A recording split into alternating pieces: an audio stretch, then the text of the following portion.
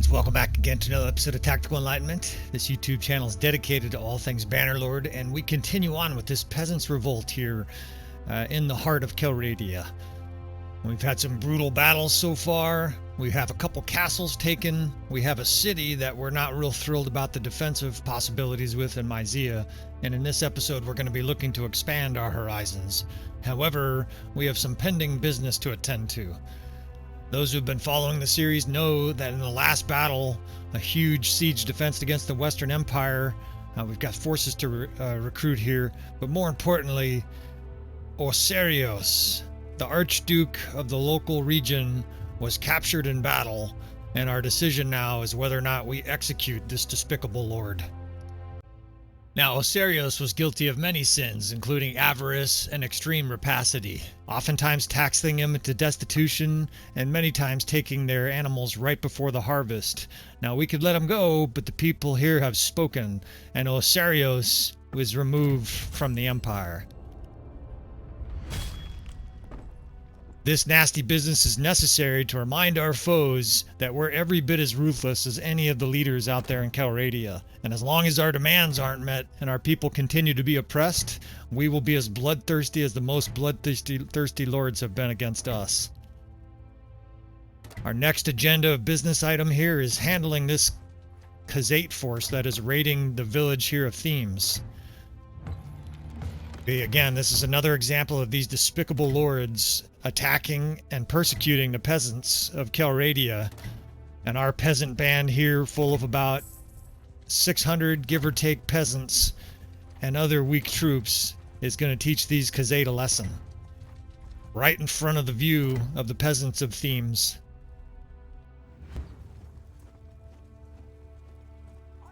Looks like the people of Themes had long engaged in vineyards and making wine for the Empire, and it does indeed seem like the lords of the Empire are drunk with their power, persecuting their peasants to the point of destitution over and over again.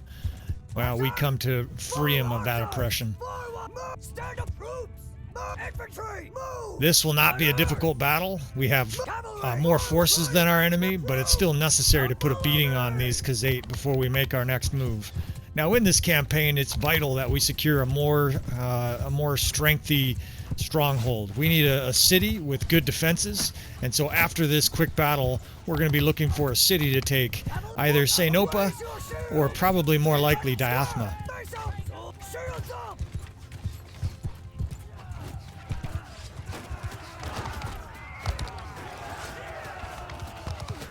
Here we just have shield walls protecting our archers as we wade in with our cavalry.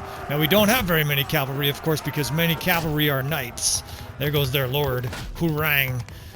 Took a mace to the face. In we wade here. As usual, Zuvan is near death. He doesn't care. He doesn't give a fuck. His rage and desire to assistance to help these peasants overcomes any concern of death.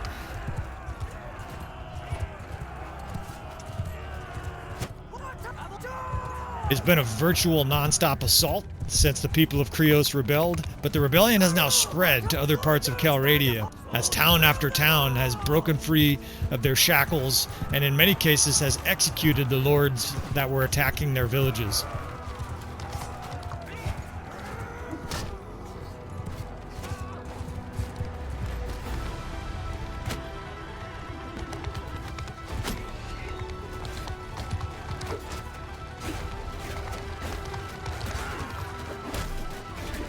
Now, the 8 kingdoms of Calradia are all effectively at war with our bandits, with our rebellion.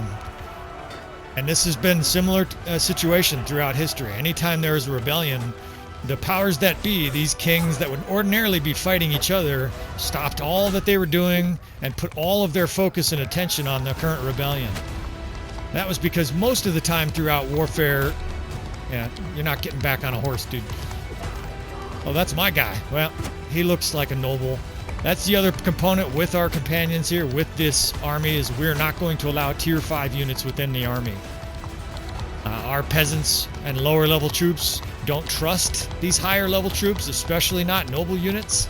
And so our companions, left over from a long campaign, who are all noble units, are camouflaged, right? We've thrown away our Calradic ID cards. We've doffed leather armor and jerkins so that we fit in with the peasants. In many cases, some of our companions that used to be decked out in noble gear have given up all their rights, and they have donned similarly peasant-looking like gear. Some are wearing cloth armor, some are wearing like virtual bathrobes and dresses.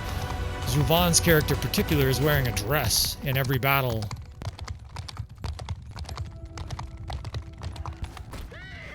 Again, to finish up what I was saying, very frequently, kings that were fighting each other throughout medieval history, throughout more modern, I guess you would call it the early modern period, 13, 14, 1500s, frequently they would stop what they were doing. If they were fighting each other, and they would engage in war against rebels, essentially becoming allies for a moment, because suddenly their club was threatened, right? You have to remember, ultimately, classism is a stronger hold than the bounds of nationalism. So throughout history, anytime there was a rebellion or anytime there was a large uprising, right? Again, I referenced the French Revolution. Yeah, we're going to drop some nobles from their horses, and then we're going to kill you guys ignominiously. We're going to dismount, fucking teach you a good lesson here, cons guards. Again, I referenced the Napoleonic Revolution. Napoleonic was the second stage of the French Revolution, if you can call it that. Some people might say it was the third stage. But effectively, Napoleon and the forces of the French were attacked after the French Revolution because the other countries all throughout Europe saw the revolution as a threat to enter their own realm, right? They saw it as a threat to attack their own absolute monarchy. And so all of a sudden, countries that were at war with that were friendly with the French people, suddenly, when Napoleon and a lot of the other leaders of the French Revolution took power, they effectively invaded France. In fact, that's part of what led to the undoing of Louis XVI. Louis XVI was king of France before the French Revolution, and what ultimately led to his downfall is, instead of supporting the revolution on some level and giving the peasants, more voting power, more land, and less taxes, he actually invited nearby countries to invade France to put down the people of his own country. Oh, you're going to run into that horse, dude. This guy eventually is going to run into a horse, and then he'll be mine. I can't chase him down here. I'm riding around on this saddle horse. Come on, right into that horse there. Ah, perfect. Bad decision, dude. So Louis XVI effectively committed treason against his own French people, and indeed, so happened the same thing with Charles I of England. When he was executed, he was seen organizing to try to put down the rebels, put down his own English people, and in the case of Louis, put down his own French people violently through repression to basically secure their power. This was the final straw for Louis XVI, right, for the people of France. Now they finally knew that Louis XVI no longer was their loving father, right? Now they knew that he was just a rapacious overlord interested in only one thing, power, and maintaining that power. So we can't expect any friends in this campaign, right? We can't expect noble clans to be joining us. In fact, we're not going to be asking them to join us. We will help other rebels, right? If towns rebel, we will definitely be on their side, right? We're going to do everything we can to support other rebellions. And if towns burst out in rebellion, as we hope all across Calradia, we will support them. If noble forces attack them, we will counterattack their forces. We are all ultimately allied here in one purpose, and that is removing the yoke and tyranny of these evil kings and warlords.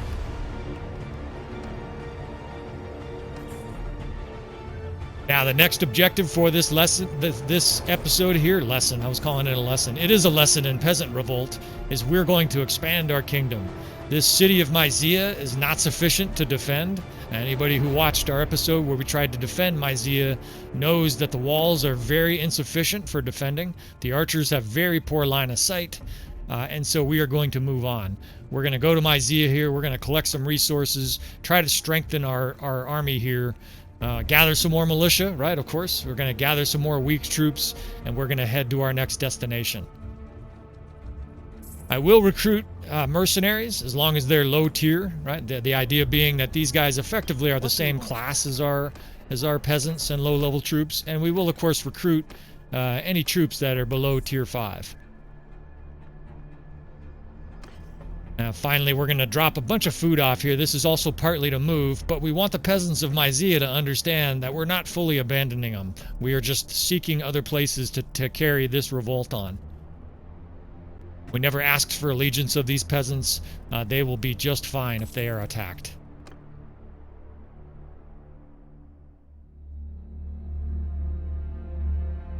Alright, so just over 600 troops in our army here. We're healing up some wounds still, but we're going to move on here. We're going to make a defense here of Attrition Castle.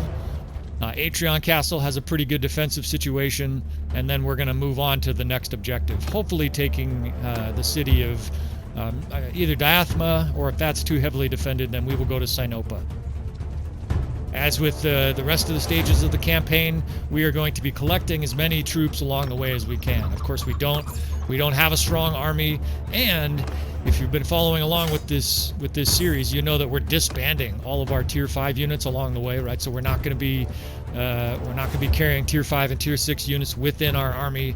Well, the net effect of that is actually to increase the difficulty of this challenge, because not only are we fighting with tier 5 and 6 units, but every time my companion armies, right, these 3 armies that are following me, self-upgrade their units to tier 5 or 6, you know, as they gain experience in battle. What I'm doing is I'm going through their rosters and stripping them of their tier 5 and 6. And you can think about it from this perspective, that our peasants view all noble and high-tier military forces as potential traitors to the rebellion. So these guys are discharged. We're not killing them. We don't want any ill will from other soldiers, but they are dismissed and told to go back to their cities. So it looks like there's a relatively small force here of Attrition Castle. Again, so one of the downsides is that with every battle, in some ways, this campaign gets more difficult because we upgrade troops, and at that stage, oh look, Castor was lost. As soon as we disbanded Castor and his hapless fucking empire, they got eliminated. He was a remnant from a previous campaign. Those that followed that campaign know that Castor was basically a dumpster fire leader. Anywhere he went and engaged the enemy in battle, they inevitably got mangled, even if they outnumbered the enemies. And of course, at the beginning of this campaign, we discharged and dismissed all these clans. All right, so we'll call this easy mode episode so far here as we take on another force here. Granted, they have much higher level units than us. You know, with 500 troops, they're going to present at least some challenge. But we actually outnumber the vile enemy in this case. And we're going to teach these fucks a lesson. I'm going to use the 8th Corps in this episode. I think we'll try to enact a killbox. They had quite a bit of infantry. Killbox is a very dynamic battlefield tactic where you surround the enemy, pound them with ammunition, and then once they're sufficiently weakened, you wrap them up in a big swirling maelstrom of attacks. We're getting our units assessed here. I'm going to aim for this higher ground here on the left. Any map where I can make a run for the higher ground, you'll see me doing that, especially since about half our force is archers. We always want to have the high ground if possible. Got the 8th Corps assigned to our elite units. We'll be using them sort of tactically. Again, but elite units is, that's a little bit of a oxymoron for our campaign, right? Elite units means tier 3 and tier 4 units, not peasants. All right, the enemy, it seems like they're moving away from us. I see horse archers pursuing, so we're going to handle these horse archers early on. I got a cav screen guarding our archers as they set up, and we're going to see what the enemy's doing here. The horse archers are trying feebly to attack me. We're going to dismount some of these fucks. The hammer I'm swinging is a low-tiered hammer. It does a decent amount of damage, but its main effect is to embarrass and disrespect these nobles, right? We're going to knock them to the ground. We're going to show them that they can get dirty too, that they can fight on the ground like peasants. And if they don't want to fight on the ground, well, they're going to get a javelin in the back. Okay, the enemy is forming a ring defense here, but it's too tight. The enemy is very inadequate with their ring defenses. If you're going to make a ring defense like this, you want to make it more open, and we've demonstrated that on Tactical Enlightenment. But the enemy here evidently doesn't subscribe to our channel, and so they're going to suffer the consequences of that lack of knowledge. These horse archers represent a minor little sort of harassing threat, so you're going to see me sort of skirmishing with these guys on and off, knocking these guys from their horses. Yeah, they're in this pathetic ring defense, and you can probably see that half their archers can't shoot. They're all bound up. They're like guys in a Tokyo subway. Nobody can do shit. They can't even reach for their phone, much less their bow and arrow. And they're going to represent an easy source of attack here. So we're sticking the 8th Corps and the 5th, the 4th, right where I am right now. We're going to effectively surround the enemy. It's almost like the easiest way to set up a kill box possible because the enemy is static, right? We simply are going to surround them. We're going to push back their cav forces. We're going to screen their cav forces with our own cav forces and set up effectively a surround and destroy scenario here. The 6th Corps is over here blocking and protecting the 5th Corps. Eventually, we'll get them behind the enemy. Right, and what I mean behind them is at some point, this force is going to have to charge us. If they don't, we'll just shoot them full of arrows, right? They're standing there. They've got their shields up, but arrows are raining in right over the top of their shields. And their defense attempt here is really sort of pathetically inadequate.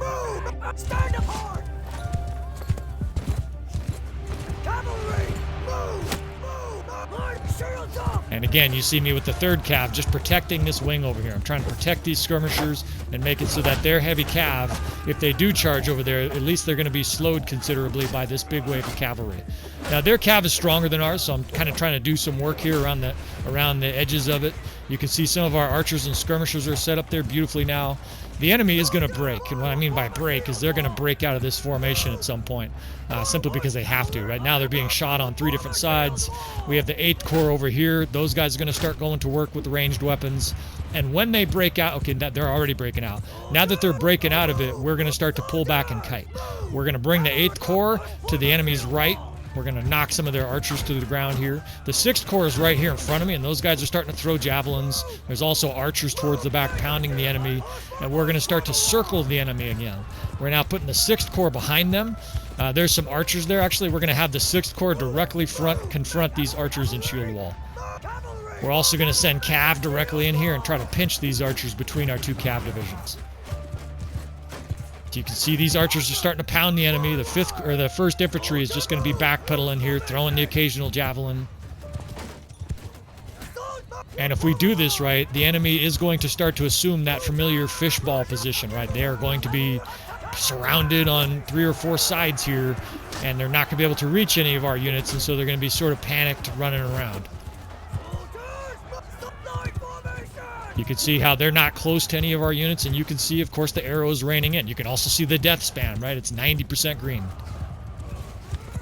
Actually, right now it's 100% green. They are being completely annihilated. Of course, their archers have infantry and cav now confronting them, and their main infantry division is just being shot to pieces by expert archers, by well-positioned archers. You can see these guys are peasants and fucking, what do we got? We've got some, they're like freebooters and other brigands. We also have no problem inviting brigands into our army. We've got no problem. We've got a temporary alliance between robbers and brigands and desert bandits and whatnot, and our people, because they ultimately have a common enemy, right? They have a common enemy of the aristocracy, these rich landholders. And so at least today we're friends.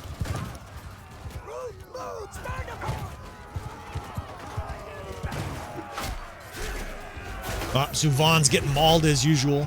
The enemy's actually reaching the edges of our 8th Corps here, and looking at the 8th Corps, it's actually a lot weaker than I expected it to be. I told it to be high-level units, and I literally see recruits in there, which just shows you how weak our army is, right? I don't even have enough high units to fill the division. Still, they're charging. The 1st is now going to charge to pinch them. The 6th is still attacking their archers, and I just see their archers being swallowed alive. And now our cavalry is sent in as well, just for the coup de grace. We're just going to finish these guys off here in an exemplary manner. Knock a few of their nobles to the ditch. In the last few battles, of course, we've acquired quite a few nobles. We're going to continue to execute their nobles if we suffer losses in battle.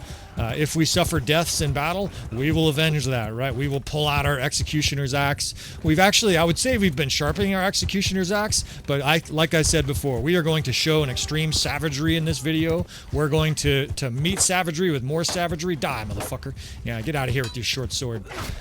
And what we're going to do, we're not going to be sharpening our executioner's axe. We are going to blunt our executioner's axe. We are going to apply multiple strokes when we execute enemy lords. That way they feel some of the pain that these repressed peasants have felt over the last several decades.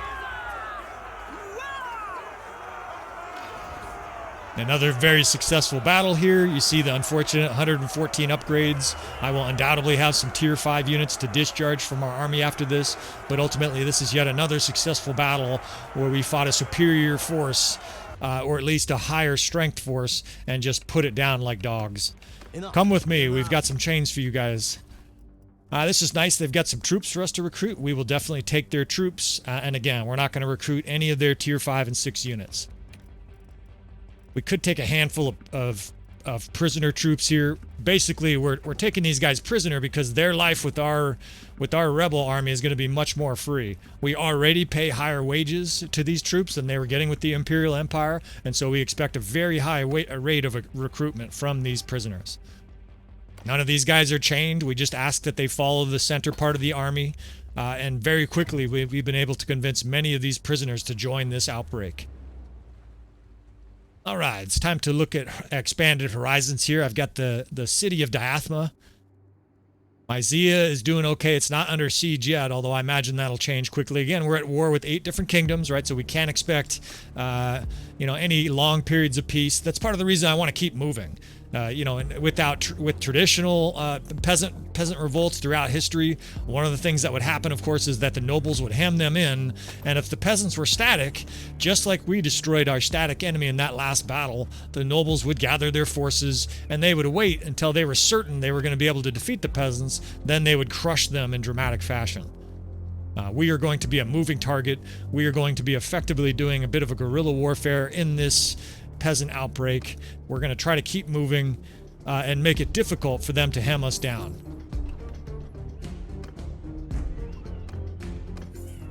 Any of these towns where we can force the peasants to give us troops, we're going to role play and say, when I say hostile action against them, say give us some troops, that they're just effectively volunteering to join, right? We're doing a little persuasion, telling them that they should join our rebellion, and most of the time I expect them to join. So we now have 668 healthy troops. Mysia is still not under attack, right? One of the things, the keys to this campaign will be moving quickly. We're not going to be resting very often in town. We're going to be trying to keep up a high rate of speed here as we avoid these persecuting and counterattacking lords. We want to be 2 steps ahead of them, not 1 step. All right. So this guy's gathering a party over here, or an army it looks like, but for some reason he's just hiding out in the corner there. Maybe he's quaking in his boots, hearing of the rebellion. Of course, most of these nobles are cowards, especially once they start to get beheaded. They start to run for the hills. I won't be surprised if there's more and more lords running from us as we continue on with this onslaught. Relatively weak force here in this city. We're definitely going to siege this town down. That doesn't mean it's going to be easy. But it means that this city should fall to our peasant revolt, and it'll give us a nice, somewhat centrally located city to defend at times, to sell some resources, to gather some troops. We're going to build up a little peasant militia here to help us defend. I'm just going to be assigning some children some abilities here, but I don't imagine this peasant revolt is going to last 20 years, long enough for these gals to be put into the battle lines. More than likely, this rebellion is going to end in one of 2 ways. Either we're going to be formally acknowledged and given a kingdom of peasants by the enemy lords through the sword, right, through victory, or they're going to ruthlessly put us down and execute all the leaders of the rebellion. This is not a scripted rebellion. I am not save scumming, I guess you guys call it. We're not doing that. Like, if we lose a battle, we're just going to lose a battle and try to recover the rebellion from there. And because of that, I have honestly no idea how this campaign is going to go. Obviously, it's going to be difficult, but if we use our brain before we use our brawn, there's at least some chance that we'll be able to effectively form a new united kingdom of peasants. I'll have to come up with some sort of threshold for us to reach for that. Maybe it'll be 5 cities and 5 castles. If at some point we have 5 cities and 5 castles, I think that's a good number. If we reach 5 cities and 5 castles where we're holding them all at the same time, then we will effectively call this campaign good. We're setting artificial boundaries for this campaign. Now, that should be very difficult, of course, because we're being attacked nonstop by all 8 different kingdoms. It's going to be extremely difficult to get 5 cities and 5 kingdoms. But that seems like a perfect sort of pre-set up set of rules for winning this campaign. People expecting me to conquer the whole map. First, that might not be practical, but the second part of that is usually in a campaign, in order to do that, you would be suing for peace with some of the kingdoms that you're fighting against. We're not going to do that. We're going to be at war with everybody the whole time. We're definitely not giving peace to any of these despicable nobles that are persecuting our peasants. And so we are going to assail these different kingdoms until we have 5 cities and 5 castles, and we'll say they formally acknowledge us, right, as some kind of peasant empire, or we are defeated. All right, so the guys over there, I set up to help them set up their siege ram on the wall. We're going to make an attack now on this other side. The siege ram area will give us some good resources, but this latter area, we're going to try to get up here as quickly as possible, punch a hole in the defenses, get some troops on the walls, get some archers in their courtyard, and make a breach of this city. I like the wall structure of this city already better than Myzia, but to really know if it's going to be easily defendable, we'll have to get inside and kind of see what it looks like. They've got legionaries trying to push the ladders away. Well, we've got javelins for those fucks. Catch a fucking javelin or two, you fucks. I've got archers and skirmishers here supporting our infantry as they pour up the ladder, and once there's a reasonable amount of guys up there, I'll be joining the men in the trenches. This series can somewhat act as both a fun, dramatic storyline, but also instructional videos. I'll be doing my best to sort of narrate sort of my thought process for everything from the battlefield and campaign strategies, logistics, and of course, different combat tactics throughout these battles. So that is the crux and core of our channel here. I'm a little off with my javelin throwing today, but the main idea of this channel of Tactical Enlightenment is, of course, tactics. Obviously, tactics are a big component of Bannerlord, but you also must manage the other areas of it if you're going to be successful. We're going to shove our way through these nobles here. We're getting stabbed by peasants. Secretly, I'm whispering to this guy in between, slamming his cataphract next to him. Hey, you should join the revolt, man. We pay more than these guys. We got hot chicks. I mean, hot chicks totally dig a revolt. You guys should join. And hopefully more of these guys join after successful battle here. I say successful battle. I don't know, but obviously I highly anticipate a successful battle here. Castle sieges where you have more than the defenders usually are successful. That said, they do have a tough defense force here, and they have a bunch of archers down here supporting the defense force. Which is an interesting element. There we go, we killing our legionnaires again, but we don't want legionnaires, right? So you may see me intentionally kill our noble units on the battlefield. I consider these guys potential traitors, and we have to be ruthless enough to attack these potential traitors before they actually turn on us and help the enemy. Zuvan is rampaging, of course, with this very fast hammer. And the enemy's putting up a good defense here. I like this castle defense situation there. They've got an outer courtyard there for that main wall.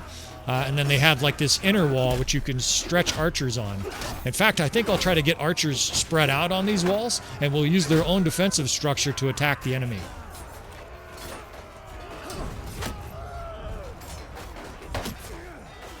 Logistics and the other components. Yeah, Zuvan's killing his guys like left and right. Oh, we're getting some slight stutters here again in this battle. That's unfortunate. The AI has had some difficulty with pathfinding in the last half dozen castle defenses, so hopefully that's not too much of an issue. If that is an issue, if this juddering sort of continues, we will consider a different castle for our defenses. It simply won't be cinematic enough, right? If you guys are having a seizure watching this strange sort of juddery castle siege, then we will move on to the next city. Hopefully it's temporary. Sometimes the AI has to sort of work out what to do in complex castle situations, and it can cause some stuttering like that. So we're going to stretch out archers as soon as we can on these upper walls. You can see we've punched a hole on this side of the keep, The enemy's trying to defend with multiple different access ways here, but I think we can get archers stretched out and really start to pound the enemy from these walls. But I wanted to finish that point. And speaking of logistics and the other side, sort of the strategic side of a campaign, these are essential elements of warfare, of any kind of campaign like this.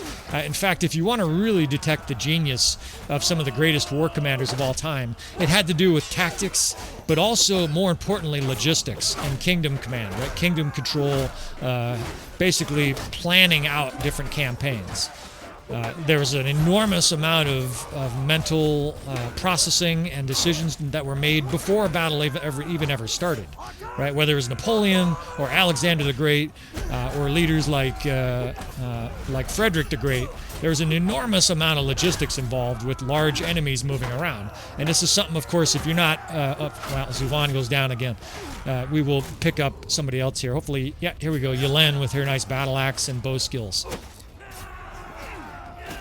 I'm wondering, we're actually getting overwhelmed on this side of the front. We're going to fight through this. I'm going to continue to try to narrate this, though. So your forces have to eat a lot of food, right? Your troops eat a lot of food. You have to be able to move those units around and carry food.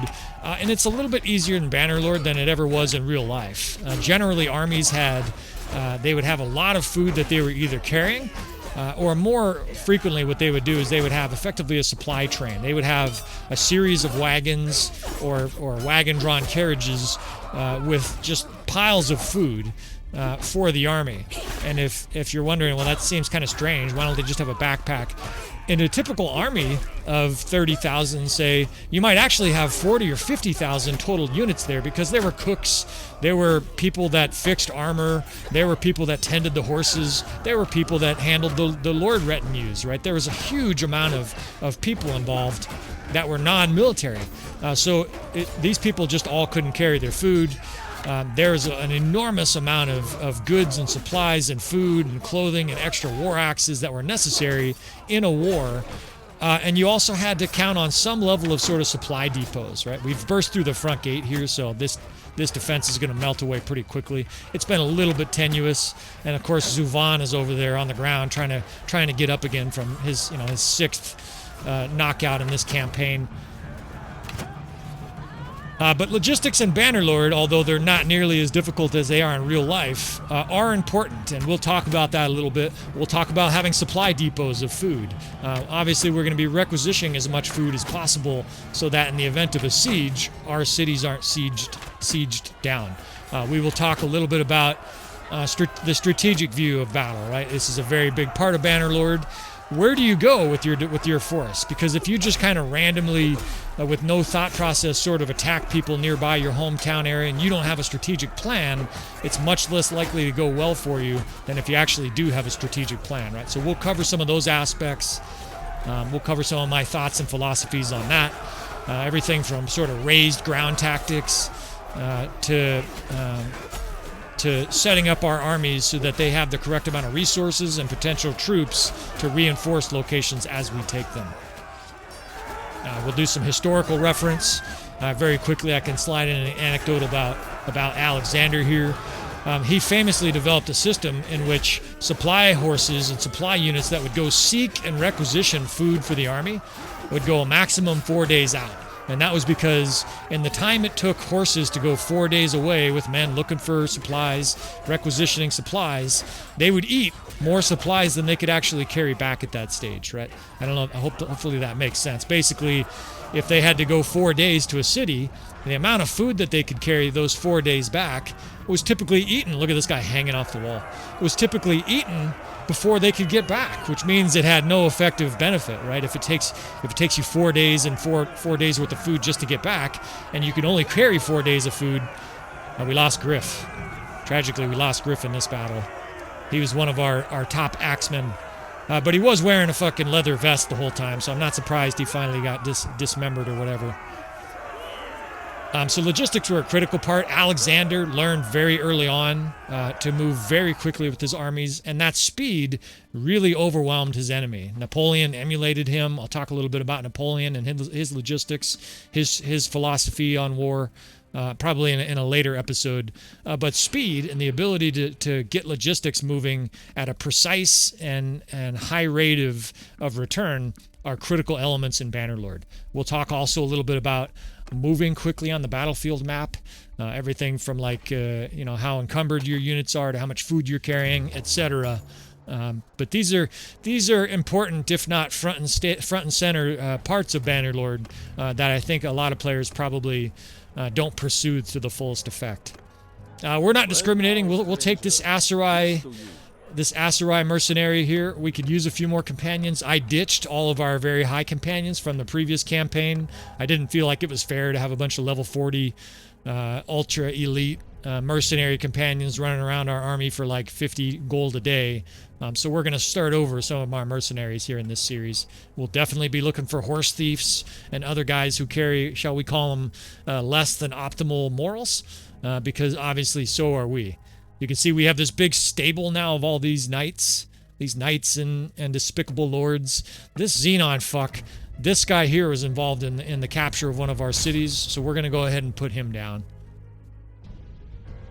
Not cities, but he was involved in one of the attacks.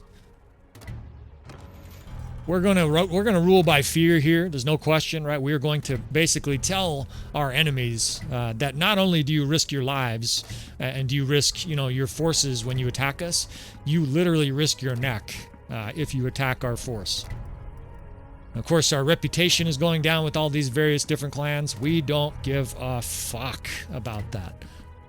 We are fighting ruthless, rapacious lords who have been persecuting our people for decades. Obviously, they don't have any moral compass either, and so we're not concerned for a minute about the despicable lords' opinions of us in this campaign. Now, we're putting a very small garrison here because I am going to go back to Myzia. Myzia looks like it's under siege. So we will probably attack that force from the outside. I just don't like the inside defense for Myzia. But now we have a new capital, right? Now it has a lot of food here at Diathma. It has a decent prosperity. You can see the loyalty. The peasants are close to revolting, but that's not going to be a problem once we convince them of what's going on here, right? Once we convince them that we're on their side, very quickly I expect our loyalty to shoot up. Yeah, you see Myzia's under siege there. It's time to... We've got 54 defenders inside the garrison. It's not very much, but the militia should grow quickly, and that'll help. These fucks here, these enemies, I don't know what they're doing with our town here, but we're gonna spread our forces out here and corner as many of these fucking nobles as we can, take their asses prisoner, and chain them to the back of our supply wagons, right? We're gonna add these guys. Whoops, I can't re-add one of the companions, has too few troops. But we're gonna effectively try to corner these nobles. They're running with fear, of course, from this stage. Everybody is terrified of our rebellion, and we're gonna take as many of these guys into our custody as we can. I still can't, let's see, trying to manipulate these companions of mine so that we can corner them. They're, when there's a small amount of units, like that guy looks like he's gonna sneak out. Okay, so Yelen is coming out. Get him! The other two are attacking that guy at 13. Yelen's got one of these two guys. So only the mercenary, one of the Beni Zalal or whatever they're called, made it out. All the rest of these nobles, they can join the imprisoned. We'll take this prisoner here. We'll take all their goods. Money's not going to be an issue. As you can see, we have almost 500,000 gold. Because we have so much income pouring in from our cities now, and we have such a cheap, small army, right? It's cheap because we don't have high-level units. So we are already generating a huge amount of gold every single day. It looks like we have successful caravans, too, because the number is... The last time I looked, it was like 16,000. That's a lot of gold to be making. So we're going to be just piling up money, but we're not going to need it, right? We're going to use that money to buy every bit of resources from towns and cities if we see them. And we're going to be dropping food if we can at supply depots and continuing on with this revolution. So I think the defense of Myzia is probably going to be the next stage in this campaign. But I may look to add another city. We may go to Sainopa and see what the defenses look like there as we continue to sort of expand our little rebellious kingdom. All right, so we're fully stocked here, and we're heading to Myzia now to defend. And this really has been just a non-stop assault by our enemies as we continue this revolt. Now, as I said before, we're going to be hitting up every single village on the way, both to encourage them to rebel, right? Encourage their guys to join our rebellion. We'll be recruiting troops along the way because, as you can see, our forces here, yeah, we're pretty significantly diminished, right? We're under 300 troops in the main army. Our total army here is about 540 troops. We started this rebellion with several villages that joined us, and we had some 900 troops at our sort of peak-sized army. And we are sort of dwindling our numbers here. It's becoming a concern. Obviously, we're fighting with lower quality troops than most of our enemy forces, and so if we're also seriously outnumbered between those two handicaps, it's going to be difficult, extremely difficult, to keep on winning battles. So to that effect, anytime I can add some troops, be it through one of these quests that you can get from a town, or I might take some from garrisons that are less important than others, we're going to do so.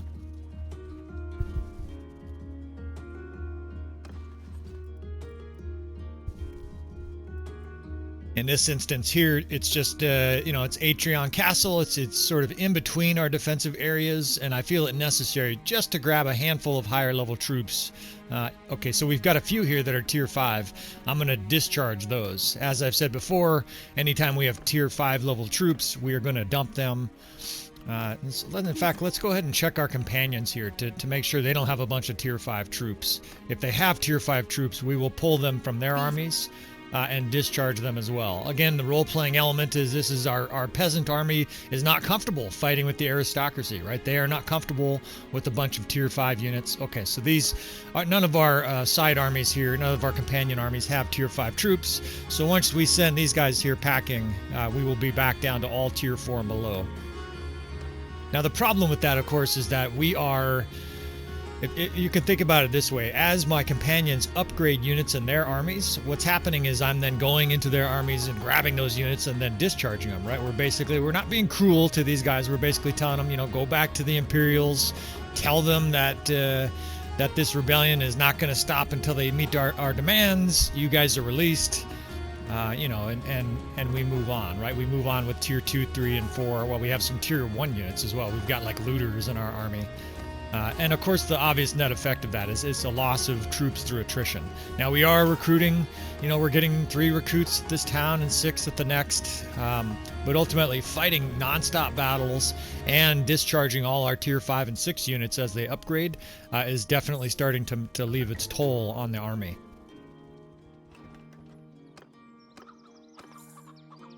I really need to fight a battle against an enemy lord that has taken a bunch of prisoners, right, from some other source. If you've watched all these episodes, you know that one of the Khuzait forces that we defeated, I believe it was at Myzia, in fact. The last time we fought a Khuzait force here at Myzia, they had something like 280 or 290 prisoners.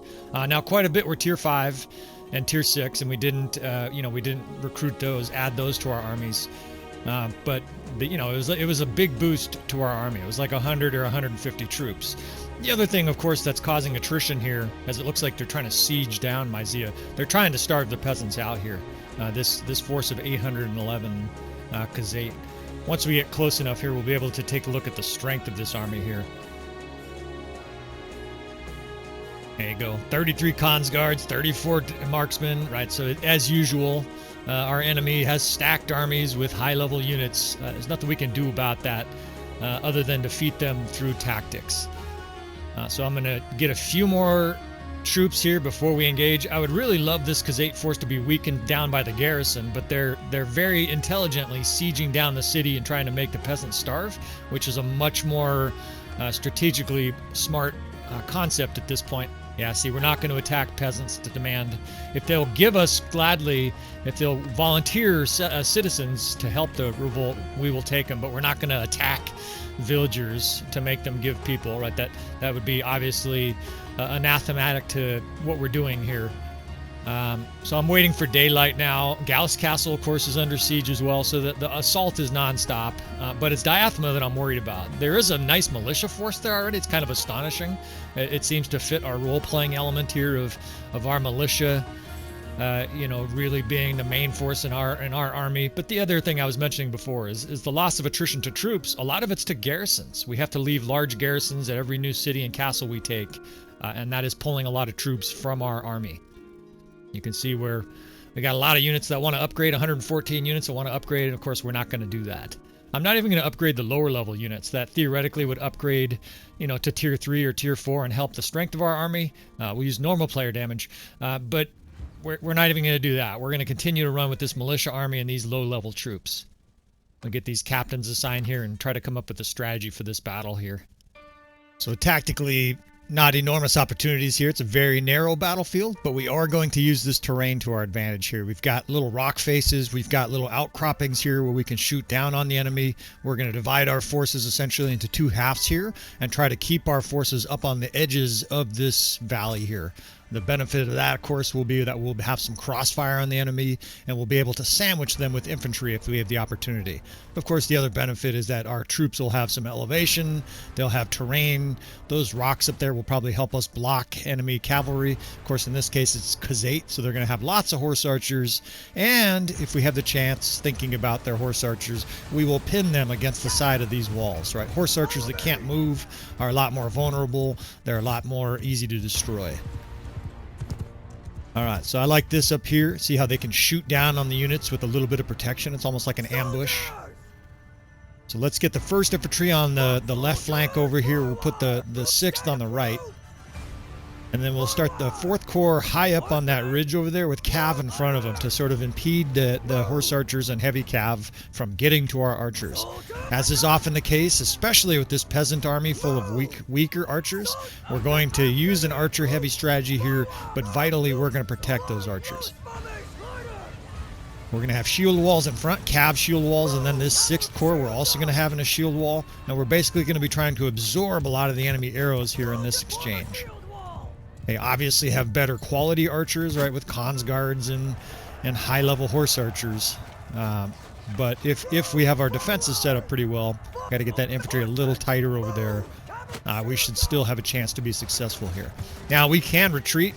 I say should still have a chance to be successful. This is a very strong Khuzait force. We are fighting it with tier 2, tier 3, looters, and whatnot. Any of these battles here in this kind of a situation where they're attacking a city, we can retreat. We have the option to retreat. Look at the death span. It's excellent so far.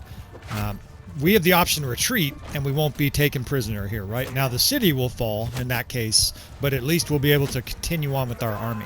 Preserving our main rebellious force is the most important thing. If we are captured, if we lose a big battle like this, this rebellion is going to go sideways quickly, especially if we're captured. Right? If we have guys taken for ransom, you know, they're not going to execute us. It'd be nice if they executed us, and maybe we can get it to the point where they're so enraged with us they execute us. These guys have a beautiful spot to shoot down on the horse archers. I'm going to move this cav division back to these rocks. It provides an even narrower channel for them to protect the archers back there. We're starting to count up some deaths here as our infantry has a hard time with their higher level infantry. But I think that those horse archers over there are getting to the point where they're vulnerable. Their horse archers are jammed up over on the edge of the map. I'm trucking as many cons guards here as I can. In fact, I think I'm safer on the ground. The cons guards won't be able to hit me high on my horse, and we can do some major damage here with our fast hammer. We can just truck these guys all around, you know, enjoying our men in the trenches here.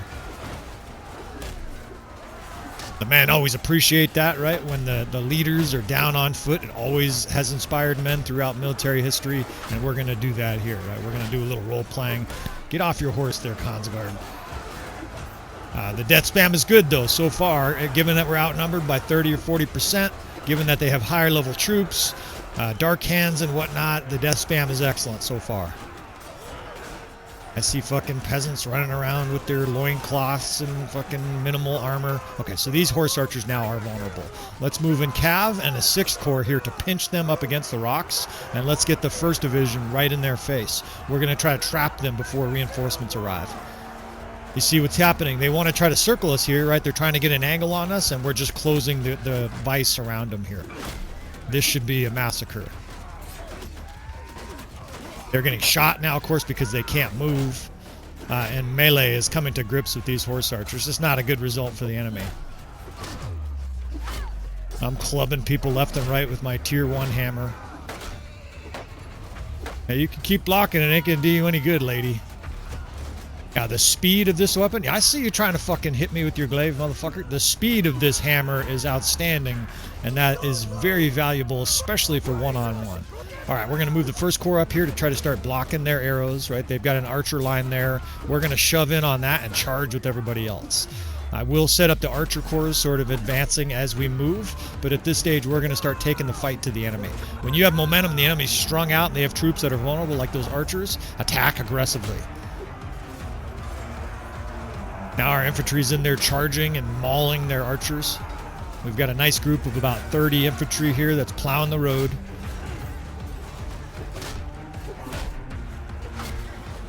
They've got reinforcements coming up, but we should be able to get archers set up here in beneficial areas to really help support this main infantry push. Of course, I'm going to be down here with my hammer.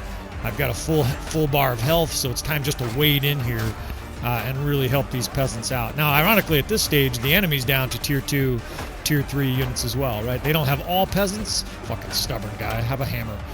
But they have an awful lot of peasants themselves at this stage, right? That said, they have a lot of them, right? So it's kind of a peasant-on-peasant affair here. And this whole time that we're doing this, after we stomp guys, we're like whispering in their ear, you guys should join our rebellion. Yeah, you guys, right here. All you recruits, we pay more. You can take over cities. You guys can have a hovel inside the city instead of outside. Yeah, you guys should join. Right, oh shit. Evidently they're not taking my advice. I'm getting trucked here. Well, those that don't take our advice, we're happy to knock them unconscious and add them to our prisoner list. This noble here, have a hammer. Jagutai, he was the fuck raiding the village. He got clubbed over the back of the head. Save yourself! The enemy's starting to rout. Yeah, that's right, you guys are out. Save yourself, you cowards. We're gonna fight to the death. There's another fucking Consguard. Get off your horse. Alright, I'll take your horse, in fact. Let's dismount these nobles and take their ride. Medieval carjacking style. Right, Grand Theft Auto 0.01. Right, this is the original version. Alright, now it's nothing left to do but the mopping up here. Looks like there's a couple enemy lords left and a few Consguards here to ride down. Now this hammer's awkward. It does not have the range of a good glaive, but it's lightning fast. So as long as I can get these guys cornered like this, they're just toast. Like there's one cab that way and a couple that way, but this battle is over, and that was exceptionally good results. Considering our low level of units, we have, I would say, 2/3 of our force uninjured or unkilled in this battle. Of course, that's another consequence of having a low-level army. Anybody who's played Bannerlord a lot knows that if you have lower-level units, you suffer a higher rate of death. And unfortunately, none of our companions have really high medicine skill. I think mine on Zuvan now is like 240 something, but that's not enough to cause dramatic loss of peasants to war. Yeah, here's their noble. You fucking... And have a hammer on your head, too. You got mauled right on top of his head. We'll insult his horse a little bit, pound his body into the snow here to make sure he's dead, right? Die! And we'll go take a look at the rest of our army here to see kind of how we did. We'll look at our stats here in a moment. But another successful defense here. And we are going to head on after this episode. Oh shit, I did kill that guy. I killed both of those lords. Jagutai and Kakun both died in this battle. And that last one, of course he died. I pounded him with my hammer like 7 times in a row while he was lying in the snow. But well, the other guy we dragged in front of all these peasants so they could all fucking get their licks on him. So more peasants freed from persecution, right? The citizens of Myzia. Protected here from their tyrannical overlords. We lost a companion here, Volg the Lucky. I guess you weren't that lucky, dude. But we are moving on with this revolt, right? 800 insolent fuck Khuzaits put in the snow, and we lost about half our force. 50 deaths is kind of an acceptable amount. In fact, I would have thought we would have more against such a good force, but we will take it. We will take some more prisoners, and we will continue on with this revolt. This is going to go on as long as I can continue surviving in this revolt, right? I did set a benchmark for victory. I mentioned that before.